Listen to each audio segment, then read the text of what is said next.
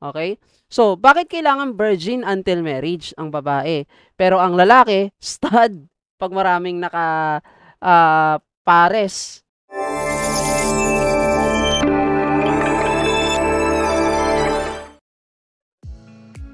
Ayan, isang magandang araw po sa inyong lahat. Welcome po ulit sa ating panibagong lesson. So, yung topic na pag-uusapan natin ngayon is tinatawag natin gender and human sexuality. Part 2 po ito ng ating discussion. Sa unang previous video natin, pinag-usapan natin yung ilan sa mga definition of terms na binanggit ko doon. Okay? So, this time, i-continue natin yan. Alright? So, start na tayo agad. Okay, so for the first slide, ito yung una nating pag-uusapan. Okay? So, we all know, ito po ay tinatawag nating sexual behavior standards. Ano ba ang sexual behavior standards? Okay? Yung sexual behavior standards ay nagbabago depende sa kultura at panahon. Ngayon, kung ano yung tama noon, baka hindi na rin tama ngayon. 'Di ba? Then, dapat nating maintindihan na ang acceptance ng society ay hindi fixed, syempre. May mga bagay na dati tabu, pag sinabing tabu yung pinagbabawal, ngayon ay parang normal na lang. 'Di ba? May naiisip nyo ba 'yon? Pero kahit syempre progressive tayo, importante pa rin yung respect at consent sa lahat ng mga relationships. Okay? So sa uli, ang ethical behavior at communication ang key para sa healthy standards.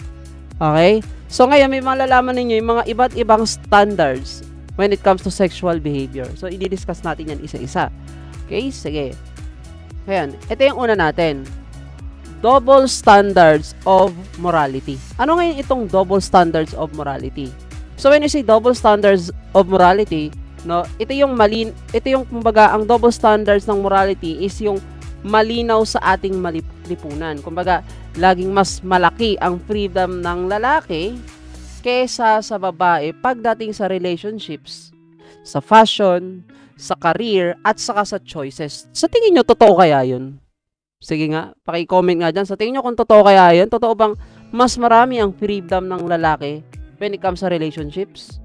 Ngayon, kahit sabihin nating moderno na tayo, marami pa rin nagja-judge ng babae sa body count habang ang lalaki cool lang. Diba? So, dapat natin i-call out to. Equal rights dapat. Walang gender bias, kumbaga, which is true equality starts when we stop policing women for doing the same things men get praised for. So, dapat matuto tayo, no, kapag wala tayong dapat double standards. Hindi porke lalaki, it doesn't mean strong na kagad yan. Tandaan nyo, nasa 20th century na tayo, no, yung mga nagagawa ng lalaki, nagagawa na rin ng babae. Okay, I hope that makes sense sa inyong lahat. Sige, next. Okay, so I'll give you some example. Diba?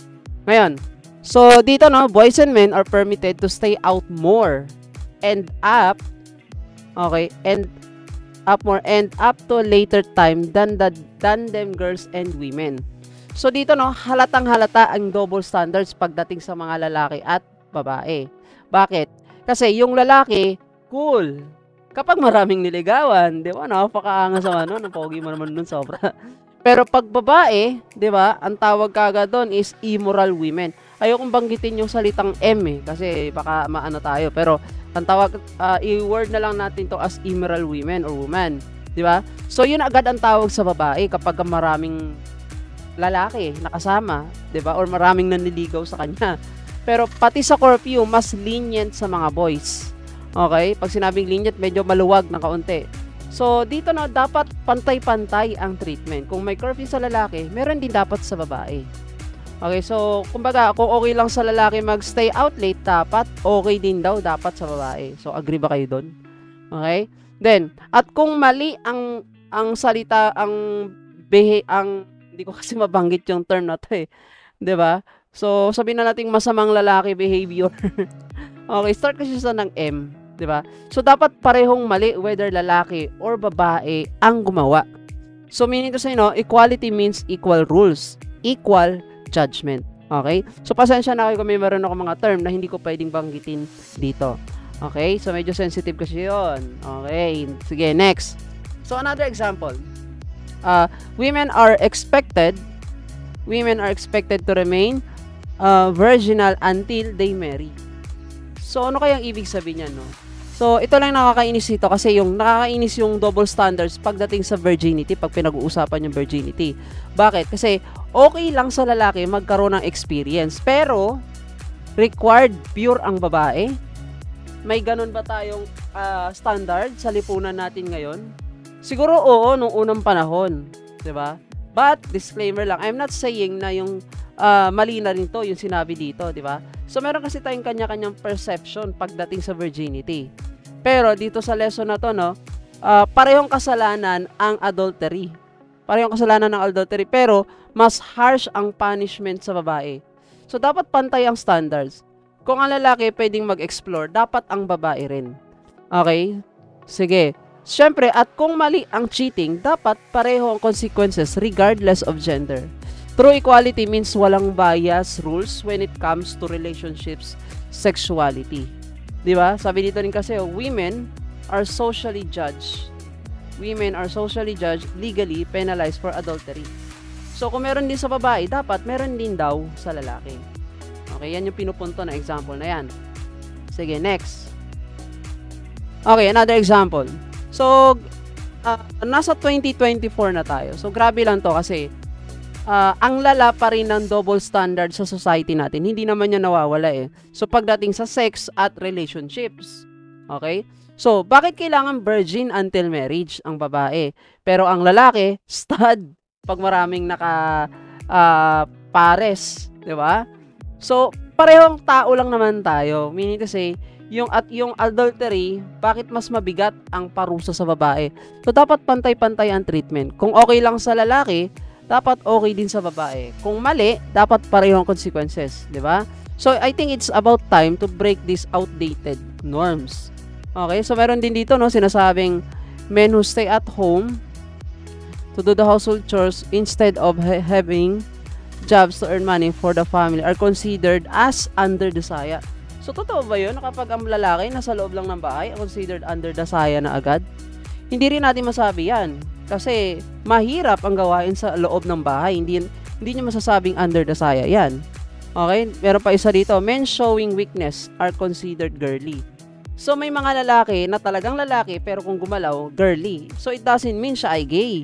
So, it doesn't mean na siya ay may iba pang gender, di ba? So, don't judge too early. Okay? So, sana malinaw yan sa inyong lahat. Okay, next. Another example tayo. So, 2024 na, no? Pero outdated pa rin yung mga gender roles natin. Di ba? Bakit laging lalaki ang final decision or decision maker sa family? Pareho namang meron niyang brain, meron niyang feelings, yung babae at lalaki. Siyempre, pagdating naman sa breastfeeding issue, natural process yon. Pero mas concerned pa tayo sa decency kesa sa needs ng baby. Okay? So, dapat pantay ang say ng both partners sa household decision. Okay? So, dapat normal lang yung breastfeeding in public with proper, syempre, di ba? So, basic human need yun, hindi dapat ikahiya. So, kapag nakakita kayo ng isang kaibigan ninyo or kahit sino man sa paligid na nagbe-breastfeed or naiilang mag-breastfeed, di ba? So, kung kilala nyo naman yun, pwede nyo naman kausapin. So, wala namang nakakahiya or nakakailang sa pagbe-breastfeed in public unless, syempre, with proper pa rin naman. Proper, alam nyo na yun, kung breastfeeding ang gagawin ng tama. Okay? So, sabi dito, no, men are always be the last to say and decide on situation in the family. So, ngayon 2024, 20th century na tayo. So, totoo ba na lalaki lagi ang merong huling desisyon? I don't think so. Kasi, sa panahon ngayon, I think meron na ring say ang mga babae. Diba? So, women are not allowed to display their breasts in public when nursing a baby. So, before, oo, siguro. Kasi parang, hindi siya kaaya tingnan kapag sa public nag-breastfeed. Pero but this time, since 20th century na tayo, I think gawin natin tong normal norm na pag meron nagbe-breastfeed dyan, it's okay, that's normal. Kasi, human needs yun. And kailangan nyo ng baby. So, walang nakakahiya doon. Okay? Sige, next. Another example. Okay, 2024 na pa rin, pero stuck pa rin tayo sa outdated gender role. So, gender role pa rin pag-usapan natin dito, no? So, bakit dapat babae ang magluto sa bahay? pareho naman kayong natututo pagdating sa cooking, lalaki man or babae. Diba? Isa pang tanong dito, bakit konti lang ang babaeng nag-engineering? Di ba pwedeng lahat sila dapat mag-engineering din? Okay? Dapat pantay ang opportunities. Di ba? Before kasi engineering, usually, karamihan lalaking kumukuha. So, kung gusto ng babae magtrabaho sa construction site or gusto ng lalaki magluto professionally, syempre hayaan lang natin. Huwag niyang pipigilan, ay, ba't ka nagluluto pang babae yan? Siguro, ano ka, no? So, hindi yung ganon. Okay? Talent and skills yung basihan, hindi gender. Take note of that, talent and skills. So, sana mawala na yung stereotype na pang lalaki, pang babae, yung mga ganong term. Oh, pang lalaki yan, pang babae yan, dapat hindi mo ginagawa. Okay? So, each equal opportunities lead to a better society. Okay? Pakitandaan ko yan. Sige, next. Ngayon, so matanong ko lang kayo. Pwede nyo i-comment yan, yung sagot na to sa ating comment section, or pwede nyo i-direct message doon sa akin, sa aking mga social accounts, okay? So, tanong dito, what is your stand on double standard of morality? So, sa tingin ninyo, doon sa mga binanggit kong example, okay, meron ba sa inyong agree or against sa mga nauna kong sinabi? If ever na meron, pwede nyo i-comment yan. If ever naman wala, pwede pa rin mag-comment. Okay, number 2, how can we possibly eliminate the double standard of morality? So sa tingin ninyo, bilang isang nilalang ng lipunan, paano natin maaalis yung double standard? Na ay pang lalaki lang yan, wag mong gagawin. Ay cooking, para yan sa babae, dapat babae ang nagluluto niyan. So how can you possibly eliminate that one? So sa tingin ninyo, magbigay lang kayo ng mga sa tingin nyo pwede nating gawing solusyon. As a student or as a viewer of this, so, ano ang pwede ninyong gawin? So, pwede nyo pong ilagay yan sa ating comment section. Okay? Sige, tingnan natin. Next, teenage issues and concerns. So, dito naman tayo sa pagiging pagdadalaga. Now, which is sa mga grade 8 or grade 7 to grade 8 learners or grade 9 learners, diba? Ito yung mga issues and concerns na usually na-encounter and sometimes naiisa walang bahala natin. Okay? So, isa-isahin natin yan. Okay, so yung first concern nila is what we call the identity crisis. Okay? Meron ding premarital sex na tinatawag. Meron ding sexual identities or sexual behavior. And syempre, kapag early pregnancy or yung tinatawag nating abortion, pag nagkaroon ng abortion, di ba? So, dito sa identity crisis. Now, teenage years are tough, di ba? Kasi ang daming pressures dyan. Marami kayong may experience dyan. Then, from figuring out your identity, am I gay, straight, non-binary, lesbian, something like that, no? You are dealing with society's expectations. Tapos, dagdag mo pa yung premarital sex, yung stigma, di ba? Sabi diyan, bakit mas judge ang girls kaysa sa boys? Di ba? Kapag, sabi nga, pag batang ina, na-discuss na-judge natin kagad, na ganito siya, ganyan siya, di ba? So, let's talk about abortion naman. So, taboo topic pero reality for many. Itong abortion. So, iniiwasan to pero whether we like it or not, talagang nangyayari ang abortion sa mga teens. Lalo't na kapag, syempre, hindi sila ready kaya nagaganap ng abortion dyan. So, dapat open tayo sa discussion about these issues with compassion, not judgment. Take note of the term, judgment. Avoid din nyo yung early judgment sa isang tao base sa pagkakakilala or sa pagkakita ninyo doon sa nangyari sa kanya. Okay? Then, para naman sa mga magulang natin na nakakapanood dito, no? So, sabi dito, teens need guidance. Diba? Not shame. So, hindi naman natin maiwasan na magalit muna sa kanila kapag, syempre, nagkamali sila eh. Tayo, nag-expect tayo na magandang future para sa kanila, but then, suddenly, nagkamali sa wala tayong magagawa doon sa emotions na yon. But then, always remember lang bilang isang parents, okay? So, they are still teens. They are exploring, okay? So, with that, they need guidance. Do not shame them. Kasi kapag pinahiya nyo sila instead of guiding them, mas lalong lalaki yung problema nila na nagiging lead pa sa greater problem. Okay? So, I hope that makes sense sa inyo, sa mga viewers natin. Okay, so tanda lang, no, ilan lang ito sa mga issues na laging kinakaharap ng ating mga teenager. Identity crisis, premarital sex. Siyempre, di ba, nag-explore sila eh. Okay? sexual identity, sexual behavior. So, kung lalaki ba sila, paano ba dapat sila mag-behave or nagbe-behave ba sila? Depende sa kausap o sa katabi, mga ganun. Okay? Sige, tingnan natin kung meron pa ba. Okay, so wala na po yan. Okay, next, decision-making skills. So, syempre, ang hindi skills po yung pagiging isang good decision maker. Okay? So, making smart decision is a skill. Skill everyone needs. Okay? It's not just about choosing. Hindi ka lang dito namimili na para kang bibili ng anong magandang sapatos, mga ganon. So, but choosing wisely. First, sabi dito, no? First, identify your core values. Okay? Identify muna yung core values mo. Ano ba ang, kumbaga, para sa'yo, alin muna yung mga dapat mong pahalagan para sa sarili mo. Okay? Then, what really matters to you, then syempre, clearly define the problem. Okay, so after you define the problem, so, syempre, you can solve what you don't understand naman eh. Kaya dapat, alamin mo muna kung anong problem. And then, always explore different options. Huwag ka lang mag-stick doon sa isang sinabing solution sa'yo. Marami pa pong solution dyan. Just try to explore. Okay? Don't just settle for the first idea that comes to your mind. Baka mamaya kasi, yung naisip mong idea, sa tingin mong tama, yun pala mali. Okay? So, carefully weigh the pros and cons of each alternatives. Then, think short-term and long-term goal sa mga gagawin mo sa buhay mo. So, kung short-term goal yan or long-term goal yan, so dapat palaging as much as possible agreeable para sa'yo or in favor sa part mo. Okay? So, consider how your decision will affect you and others. And then finally, have the courage to choose but stay open to adjusting if needed. So, kapag nakapili ka, siyempre, bilang isang teenager, common sa inyo ang magkamali. And, pag nagkamali kayo, don't be afraid. Okay? So, harapin lang ninyo. Sabi nito, stay open to adjusting if needed. So, kapag nagkamali kayo, you need to adjust.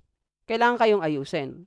Okay? So, good decision making combines logic, values, and foresight. It's a muscle that gets stronger with practice.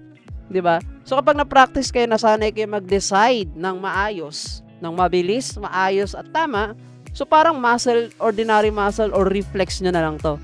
Hindi kayo mahihirapan. Okay? Next. Sige, next natin. Ayan. So, I think second to the last na to. Slide. Okay, so dito naman pag-usapan natin yung pinaka gustong pag-usapan ng iilan siguro. Okay, so which is the virgin and virginity. Okay, when we say virgin, a person who has not had sexual interaction. Okay, wala pang naganap na sexual interaction.